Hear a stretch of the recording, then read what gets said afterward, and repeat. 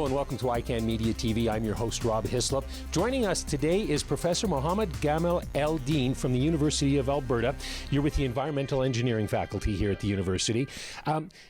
You're working on a lot of things right now, but one of the things that caught my interest is the work that you're doing with tailings ponds. Perhaps you can tell us a little bit about that. Yeah, basically I have an industrial research chair funded by NSERC and a number of oil sands companies, among other companies, such as Epcor Water Services, BioLargo, and among others, and Alberta Innovates, of course, Energy Environment Solutions. This industrial research chair is basically focused on reclaiming the tailings water.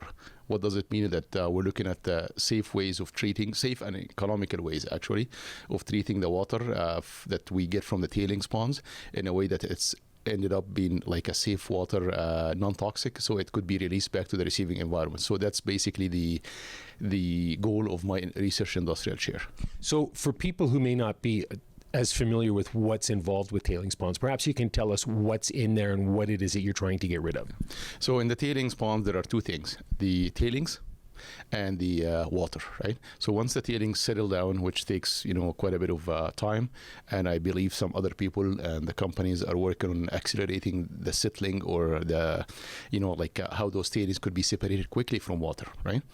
Using different approaches. My part comes to deal with the water. Once the water is released from the tailings, how can we deal with this water in a way that it could be safely returned to the receiving environment or recycled back for reuse? So what's done as far as that's concerned right now? Is it just a question of time right now, or are there other methods being used? It's not a question of time or other methods. It's kind of a more complicated issue. It's in order to treat any water in any industrial setting, you need to look at ways that are economical. Basically, they are sustainable as much as possible. And, at the end of the day, to produce treated water that's safely reused or released back into the receiving environment. So there has been work done, and we've done work among other people, but basically we're looking still at the problem from a holistic point of view. Because, for example, if you go and treat the water using one technology, let's say membranes, membrane treatment requires a lot of energy, so it's very energy intensive.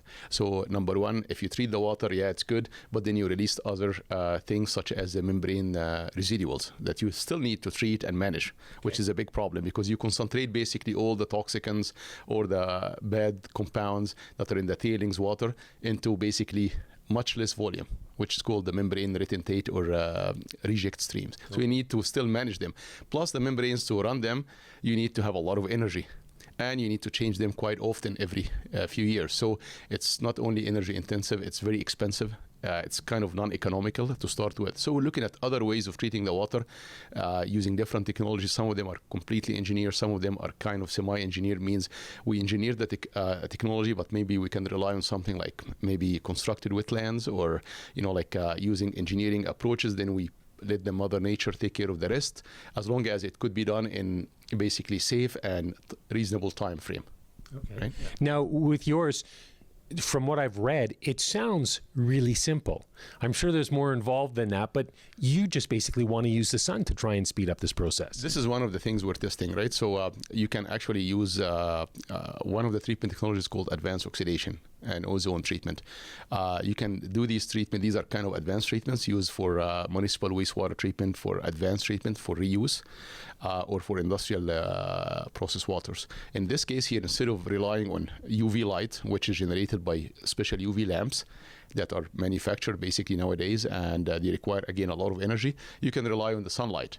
Although the only disadvantage of the sunlight, it cannot penetrate the water for more than a few centimeters, right? Okay. So then what we can do, that we can rely on the sunlight, but we can, with the help of circulation system in the pond itself, right, or in the wetland, we can circulate the water to refresh the water that has been treated, bring it down to the pond, and then bring up other layers of water that have not been exposed to sunlight, and we keep doing that, right? So and this process, actually based on our research, it takes few hours, 6 to 8 hours to detoxify the water, which is not bad actually, comparing to years of basically sitting there in ponds to be reclaimed using Mother Nature, right? So right, yeah. Right. So with your setup, you've tried it in a smaller setting right now. We tried it basically in the lab in very small reactor. We tried it in a slightly larger reactor on one of the building roofs here at U of A campus. So the next step for us is maybe try it in a small pond, or like experimental pond, where we can actually look at these at this technology at a little bit larger scale. So you're able to use the sun to help with the purification process, but you still have to have some machinery there, obviously, to circulate the water. Yeah. How might that work on a larger scale? We don't know yet. This is where it comes to the next step. This is more or less like, it's not kind of research, it's kind of applied approach, where we look at basically a recirculation system. So it's more or less like a design thing, right? So, and I have been actually approached by a few companies that they claim to have the right systems for that and so on.